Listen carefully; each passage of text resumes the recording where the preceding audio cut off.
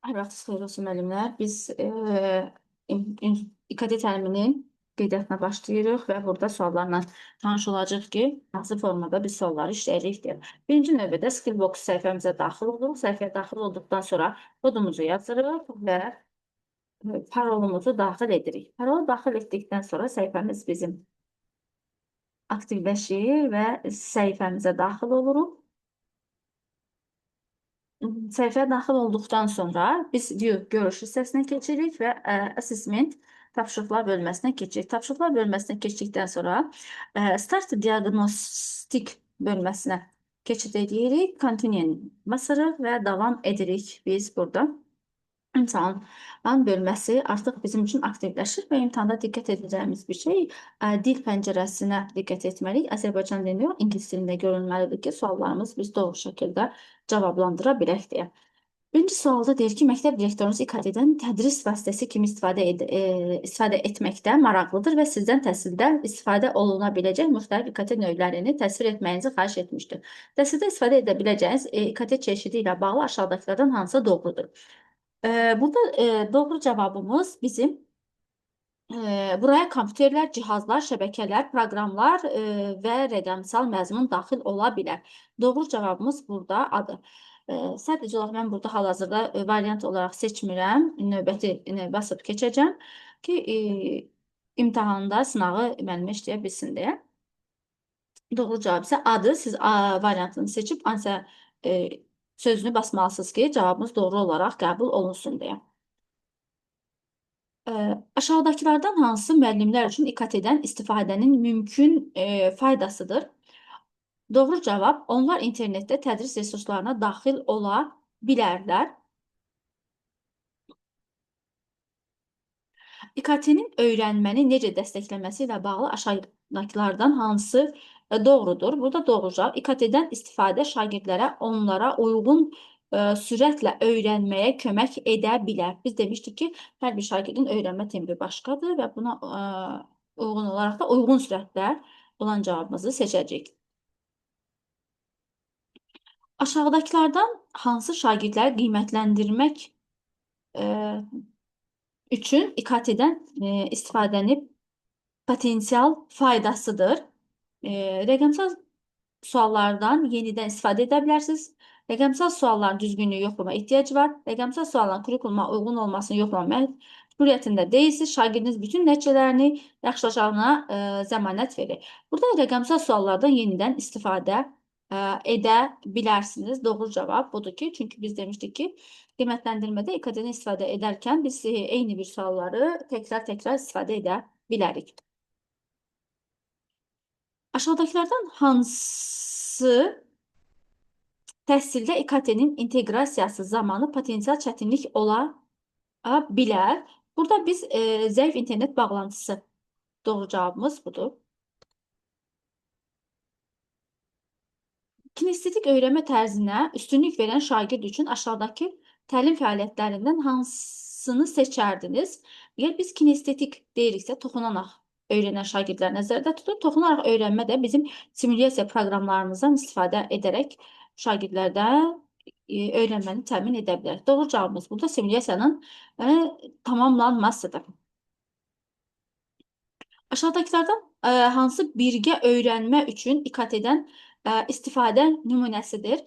Bu zaman doğru cavabımız layihə tapıntıları ilə Wikini yeniləyən bir qrup şagird. Birgə öyrənmə deyirsə, burada şagirdlərin qrup halında öyrənməsindən söhbət gedir. Ona görə doğru cavabımız layihə tapıntıları ilə Wikini yeniləyən bir qrup şagird olaraq qəbul edirik. Aşağıdakılardan hansı sinif şəraitində üz-üzə və onlayn öyrənmə təcrübələrinin birləşməsindən istifadə edərək öyrənmə mühitini təsvir edir? Onlayn və üz-üzə öyrənmənin qarışığı demişdik ki, hibrid öyrənmədir, yəni qarışıq öyrənmədir. Ona görə doğru cavabımız qarışıq öyrənmə qəbul edirik. Siz növbəti dərsdə İKT-dən istifadə etməyi planlaşdırırsınız. Aşağıdakılardan hansı uyğun texnologiyaların seçilməsi üçün ən yaxşı yanaşmanı təsvir edir? Burada şagirdlərini və tədris strategiyanıza uyğun texnologiyanı seçirik. Demişdik axı biz hər bir şagirdin öyrənmə tempinə, onların öyrənmə strategiyalarına uyğun olaraq hansısa sinifimizdə güclü oxuyan varsa ona uyğun seçirik, zəif sinif varsa zəifə uyğun seçirik. Ona görə şagirdlərinizə və tədris strategiyasına uyğun texnologiyalar cavabını seçirik. Aşağıdakılardan hansı təhsildə İKT-dən necə istifadə edə biləcəyinizi daha yaxşı təsvir edir? Burada doğru cavab dərs hazırlamaq, öyrənmək, öyrətmək, şagirdləri qiymətləndirmək, şagirdlərin öyrənməsi üçün istifadə edə bilərsiniz. Yəni, burada doğru cavabımız budur. Siz şagirdlərin sinifdə rəqəmsal hekayə yaratmaq üçün qrup şəklində işləyəcəkləri bir fəaliyyət planlaşdırırsınız. Aşağıdakılardan hansı ən vacib praktik mülahizədir? Burada doğru cavab sinifdə müvafiq proqram təminatı olan cihazların sayının kifayət qədər olmasıdır. Yəni, qrup şəklində işləyiriksə, burada qrupda hər bir şagird də fərdi şəkildə işləyə bilər demişdik. Buna görə də sinifdə müvafiq proqram təminatı olan cihazların sayının kifayət qədər olması doğru cavabdır. Aşağıdakılardan hansı məlumat daxil etmək üçün klaviaturadan istifadə etməkdir? Çətinlik çəkən şagirdə kömək edə bilər. Burada biz götürəcəyik ki, klaviaturadan istifadə etməyə çətinlik çəkirsə, deməli, nitqin tanınması proqramları var ki, bunlardan biz istifadə edərək, nitqin tanımlanması proqramlardan istifadə edərək şagirdləri doğru istiqamətdə səsli şəkildə proqramları açıb istifadə edə bilərlər.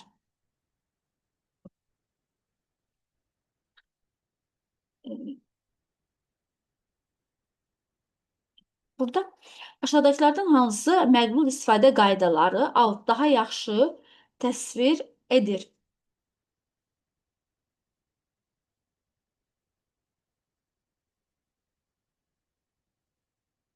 İşçilərə, şagirdlərə və valideynlərə İKT-dən istifadə zamanı uyğun davranış haqqında məlumat verir. Məqbul istifadə qaydaları, doğru cavabımız isə budur. Aşağıdakılardan hansı sexting təsvir edir? Bu zaman doğru cavab adətən mobil telefon istifadə edərkən seksual və ya açıq məzmunlu mesajlar və şəkillər göndərmək. Doğru cavabımız budur. Aşağıdakılar hansı şagirdlərin məktəbdə uyğun olmayan materiala onlayn baxmasının qarşısını almaq üçün ən uyğun üsuldur?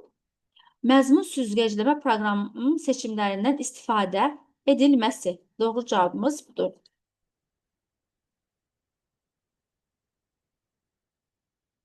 Siz məlumatların mühafizəsi siyasətini həyata keçirərkən sinif tədbirinin foto şəkillərini məktəb saytında dərc etmək istəyirsiniz. Fotoları dərc etməzdən əvvəl kimin yazılı icazəsini almalısınız? Təbii ki, şagird və onların valideynləri və ya qayyumunun icazəsini almaq lazımdır. Doğru cavabımız bu. Aşağıdakılardan hansı daxil olan və gedən şəbəkə trafikinə nəzarət etmək? Beləliklə, daxil şəbəkəni xarici şəbəkədən, həm internetdən gələn təhlükələrdən qoruyur. Freeware proqram təminatı vasitəsilə biz bunları qoruya bilərik. Doğru cavabımız budur. Kompüter və ya cihazdan istifadə edərkən rifahı təmin etmək üçün aşağıdakılardan hansı tövsiyə edərsiniz? Şagirdlərin və müəllimlərin kompüter qarşısında müntəzəm fasilələr verməsini təmin edirik ki, çünki doğru, düzgün şəkildə kompüter arxasında əyləşmək lazımdır. Aşağıdakılardan hansı MOOC, kütləvi açıq onlayn kurs daha doğru təsvir edir? Məhdudiyyətsiz sayda iştirakçı üçün açıq olan onlayn kurslardır. MOOC demişdik ki, açıq onlayn kurslardır. Və burada da açıq onlayn kursları məhdudiyyətsiz sayda daxil ola bilirlər. Ona görə bu cavabı doğru qəbul edirik. Aşağıdakılardan hansı sizin sinif və ya digər ölkədə olan sinif arasında video zəng üçün ən uyğun texnologiyalardır? Burada biz götürürük web konferansla. Doğru cavabımız web konferansdır. Onlayn müəllim icması ilə ideyaları, resursları və tədbirləri bölüşmək üçün aşağıdakılardan hansını istifadə edirsiniz? E, Onlayn deyirsə, bizdə hal-hazırda onlayn istifadə edə biləcəyimiz isə sosial şəbəkələrdir. Ona görə də sosial şəbəkə olaraq doğru cavab qəbul edirik. Aşağıdakılardan hansı paylama materialları kimi çap edilə bilən resursları yaratmaq üçün daha uyğun hesab edərdiniz? Burada mətin emalı proqramlarıdır ki, biz çap edə bilmək və onları yaratmaq üçün mətin emalı proqramlarından istifadə edirik.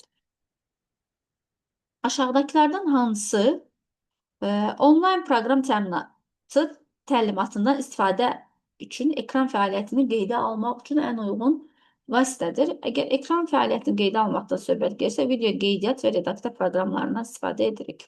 Doğru cavab budur.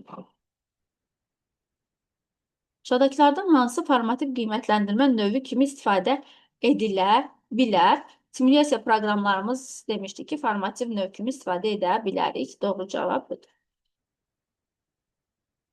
Aşağıdakılardan hansı onlayn sorğu vasitələrinin xüsusiyyətidir? Onlayn sorğulardan söhbət gedirsə, onlar müxtəlif sual formatlarını təqdim edirlər.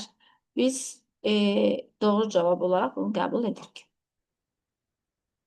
Aşağıdakılardan hansı elektron portfolyonu daha yaxşı təsvir edir? Elektron portfolyolarda nələrimiz yerləşir? Şagirdlərin öyrənmə prosesini əks etdirən və paylaşılması mümkün olan rəqəmsal qeydlərdir. Doğru cavab budur. Aşağıdakılardan hansı birgə qiymətləndirmə üçün daha çox istifadə edərdiniz? Birgə qiymətləndirmə sosial media paylaşımlarıdır ki, burada paylaşımlar olunur və burada hər kəs fikrini bildirir. Bu zaman birgə qiymətləndirmədən söhbət gedir. Doğru cavab budur.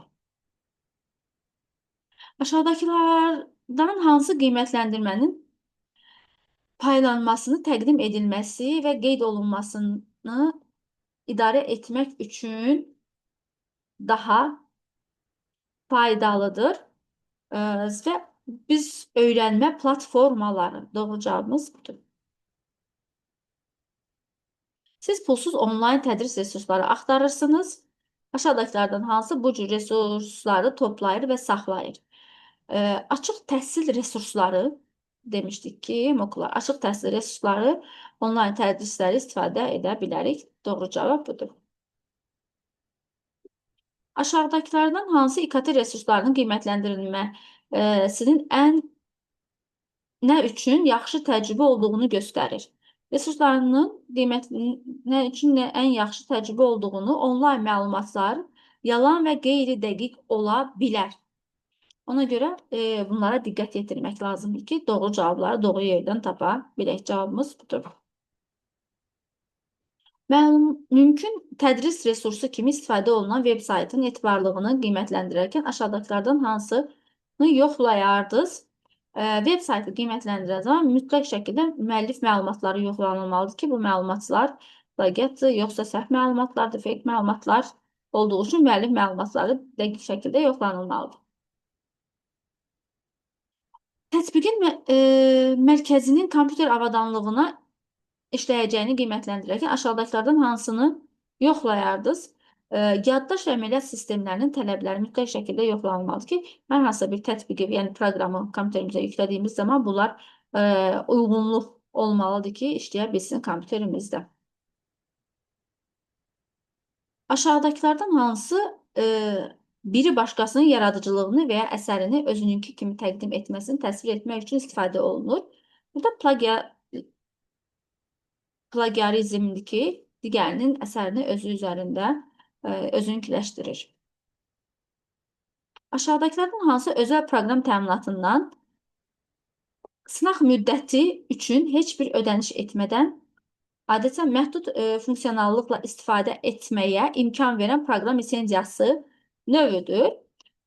Shareware doğru cavabımız budur. Aşağıdakılardan hansı bütün sinif tədris ssenarisində rəqəmsal fəaliyyət üçün ən uyğundur? İnteraktiv lövhələrdən istifadə edərək biz rəqəmsal fəaliyyəti icra edə bilərik. Doğru cavabımız interaktiv lövhədir.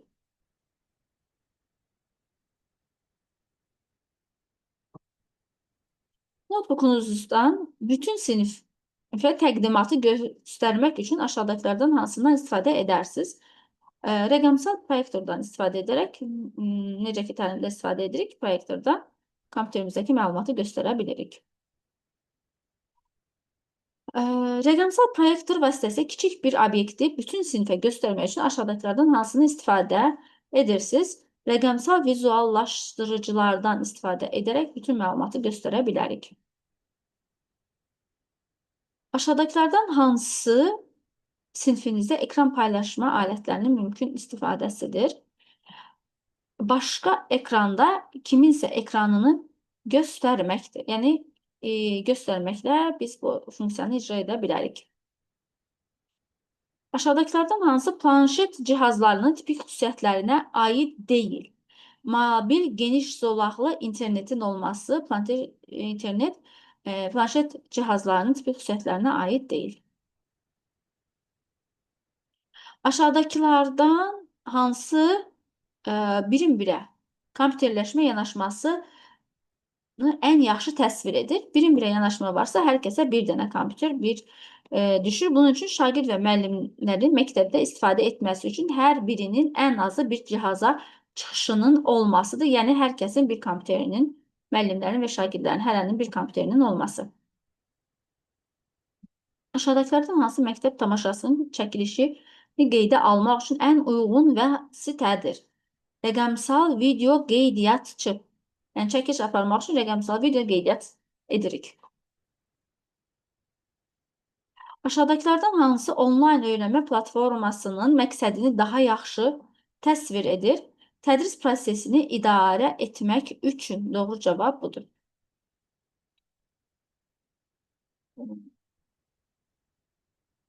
Siz şagirdlərin öyrənməsini dəstəkləmək və təkmilləşdirmək üçün texnologiyalardan istifadə edərək present tense, yəni indiki zaman mövzusu üzrə dərs planlaşdırırsınız. Aşağıdakı verilən dərs planındakı tələblərə əsasən diaqnostik qiymətləndirmə hazırlamaq və keçirmək üçün mövcud İKT-dən ən səmərəli istifadə kimi aşağıdakılardan hansını seçərdiniz?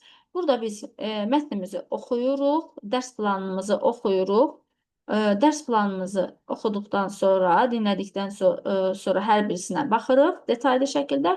Bundan sonra cavablarımızı seçirik. Burada doğru cavabımız olacaqdır. Müəllim tərəfindən tövsiyə olunan resursların birləşdirən veb saytdan istifadə edərək müvafiq ekran qiymətləndirməsini tapın. Şagirdin sinifdə fərdi olaraq imtahan verməsini üçün planşetdən istifadə edin. Doğru cavabımız budur. Siz məktəbinizin onlayn öyrənmə platformasında hesabınıza daxil olmusunuz. Coğrafiya fənnində 3-cü mövzuda ekosistem adlı forumun adını ekosistem forumu olaraq dəyişin. İlk öncə biz coğrafiya hissəsinə daxil oluruq. Coğrafiya hissəsinə daxil olduqda redaksiyanın aktiv et bölməsi gəlir. Redaksiyanı aktiv edirik və ekosistemləri tapır və redaktə et hissəsindən keçib burada forum sözünü daxil edərək cavabı basırıq. Ekosistem 3 adlı 3-cü mövzuda not faylını silin. Diqqət edirik ki, burada redaktə et sözü aktiv olsun. Üçüncüdə deyirsə qeyd hissəni, notu qeyd hissəyənə gəlirik heç bir basmadan. Sil sözünün üzərindən basırıq və şərtdə də bizə deyir ki, yaşıl ox olduğu zaman ansiya üzərindən klikləyin. Yaşıl ox olunursa ansiya sözünün üzərindən klikləyirik. Başqa heç bir sözün üzərindən basmırıq. Sadəcə sil sözünün üzərindən basıb ansiya sözünü klikləyirik. Siz History Tutor for Schools web saytının tarix dərsində şagirdlər üçün öyrənmə mənbəyi kimi istifadə etməyi planlaşdırırsınız. Aşağıdakı abad haqqında səhifəsi nəzərdən keçirin və cavabınızı dəstəkləmək üçün bir səbəb göstərərək veb saytın etibarlı olduğuna və şagirdlərinizə uyğun olub olmamasına qərar verin. Aşağıdakılardan hansı veb saytı etibarlılığını nümayiş etdirdiyini daha yaxşı təsvir edir? Biz yenə veb saytı mətni araşdırırıq. Burada mətndə verilən hissələri araşdırırıq diqqətlə oxuyuruq ki, bizə nələr verilib, nələr verilməyib deyə. Bundan sonra sualımızı cavablandırırıq. Burada müəllifin adı və əlaqə məlumatlarına istinad edilir.